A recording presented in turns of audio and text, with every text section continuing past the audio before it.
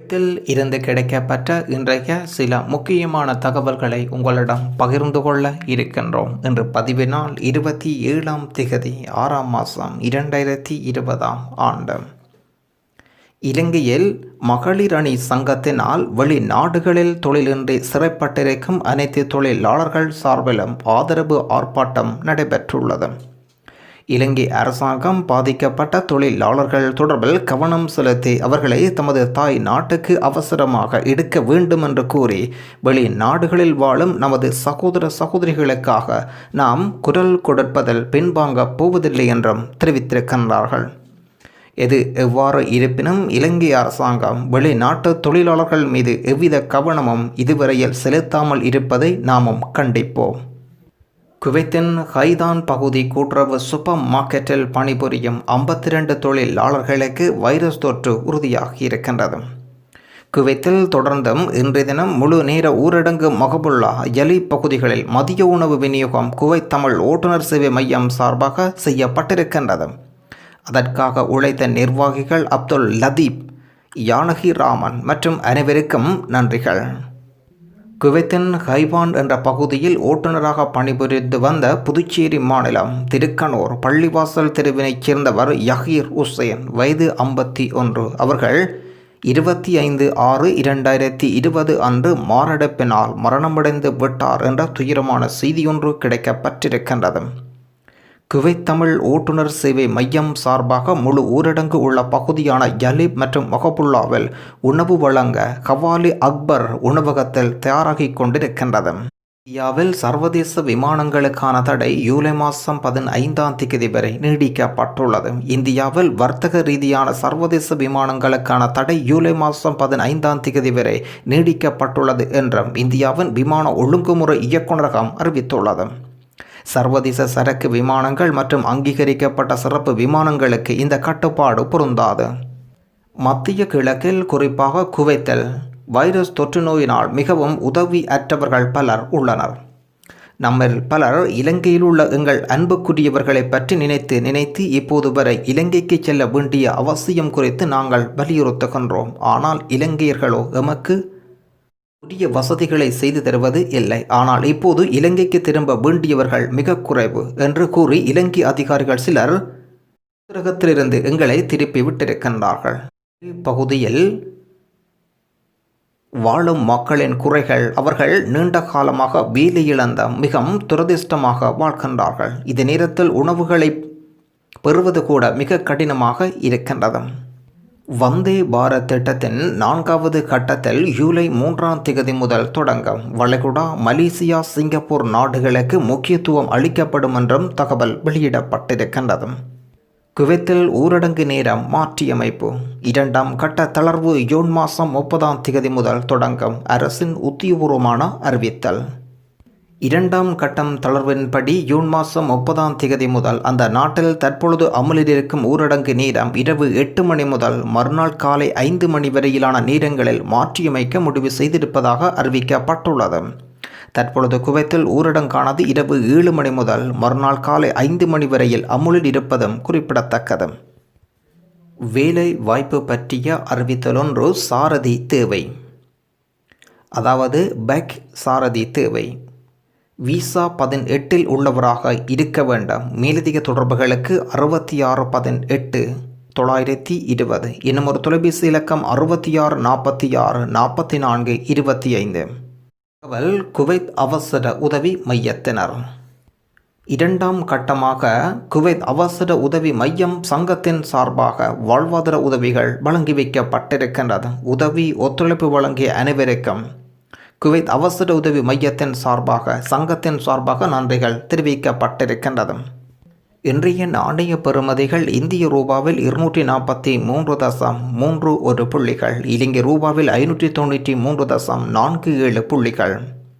எங்களுக்கு உதவ யாருமில்லை. வேலைகள் இழந்து சம்பளங்கள் இல்லாமல் நாங்கள் மிக நீண்ட காலமாக, குறிப்பாக இந்த வைரஸ் தொற்றிலிருந்து பாதிக்கப்பட்ட நாள் தொடக்கம் இன்று வரை அனாதைகளாக கண்ணீரோடு வாழ்கின்றோம். எங்களை மீட்குமா இலங்கை அரசு? நாங்கள் சொல்வதை பார்த்து நீங்கள் முடிவெடுங்கள். අපි මේ වෙලාවේ ගොඩාක් අසරණ වෙලා ඉන්නවා.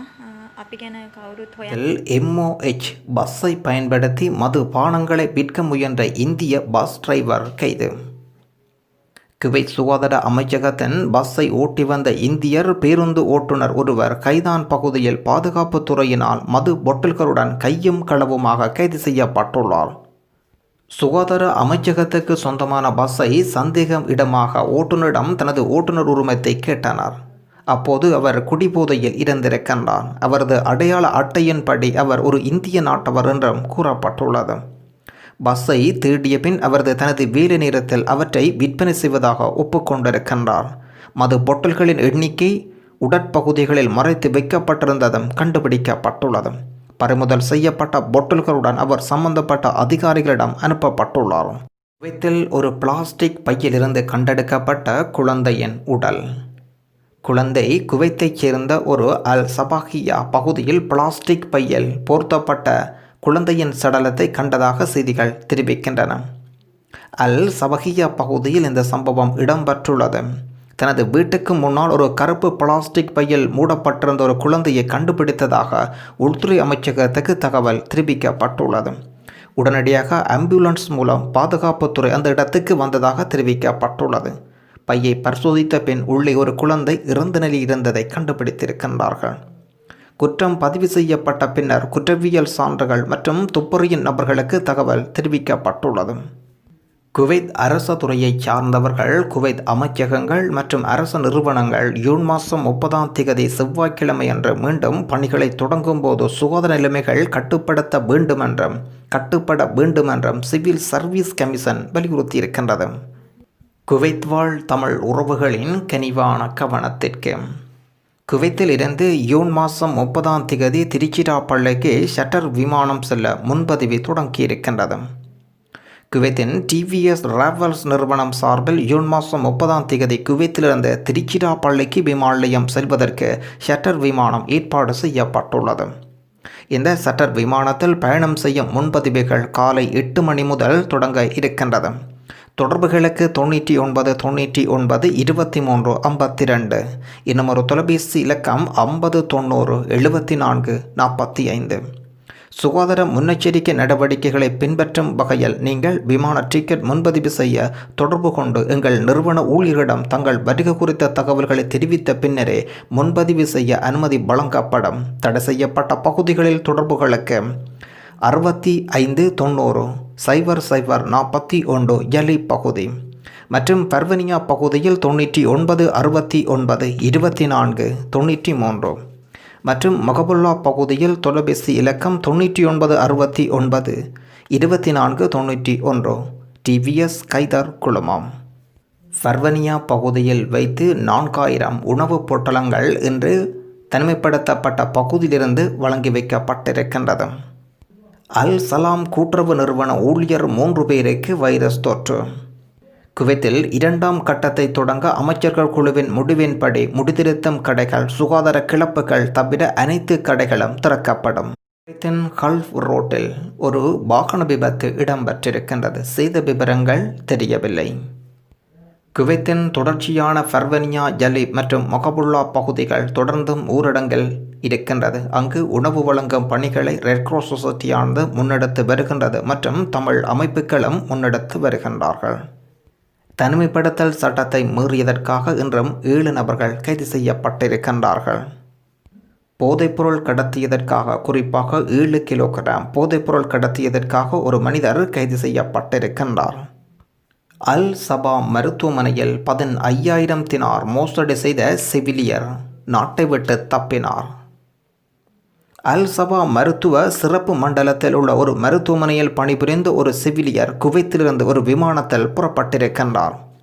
அவர் அமைச்சில் இருந்த காலத்தில் சட்டவிரோதமாக 15,000 தினார் மோசடி செய்ததாக கண்டுபிடிக்கப்பட்டிருக்கின்றது. தற்சமயம் அல் சபா சுகாதார மாவட்டத்தில் செவிலியர் துறையில் நிர்வாகத்துறையில் ஊழல் இருப்பதாக சந்தேகிக்கப்பட்டு குறித்த சுகாதாரத்துறை அமைச்சகம் விசாரணைகளை தொடங்கியது. அதன் அடிப்படையில் இந்த 15,000 தினார் மோசடி கண்டுபிடிக்கப்பட்டிருக்கின்றது. ஹவாலி பகுதியில் இந்தியர் ஒருவர் குடி போதையில் 5 வாகனங்களுடன் மோதி சேதத்தை ஏற்படுத்தியிருக்கின்றார். மேலதிக விசாரணைகள் இடம்பெற்று வருகின்றது. குவைத்தின் கடற்கரைகளை பாருங்கள் எவ்வளவு அசுத்தமாக காணப்படுகின்றது என்று. குவைத்தில் கடந்த 24 மணி நேரத்தில் புதிதாக 915 நபர்களுக்கு வைரஸ் தொற்று இனம் காணப்பட்டுள்ளது. 2 நபர்கள் சிகிச்சை பலனின்றி உயிரிழந்திருக்கின்றனர். வைரஸினால் பாதிப்படைந்த நபர்களின் மொத்த எண்ணிக்கை 43,703 பேராக பதிவாகி இருக்கின்றது. குவைத்தில் 2 இந்திய உறவுகளின் சிவில் ஐடி கீழே கிடந்து கண்டெடுக்கப்பட்டிருக்கின்றது. ஆகவே இவர்களின் தொடர்புகளுக்கு தொலைபேசி இலக்கம் 6591 36 11. மீண்டும் ஒருமுறை இந்த தகவலை தருகின்றோம். இந்த புகைப்படத்தில் இருக்கும் 2 இந்திய உறவுகளின் சிவில் ஐடி கீழே கிடந்து கண்டெடுக்கப்பட்டிருக்கின்றது. ஆகவே உரியவர்களின் தொடர்புகளுக்கு 6591 36 11. தகவல்கள் மொழியாக்கம் குவைத் தமிழ் பசங்க ஃபேஸ்புக் லைக் பேஜ். அவர்களுக்கும் நன்றிகள்.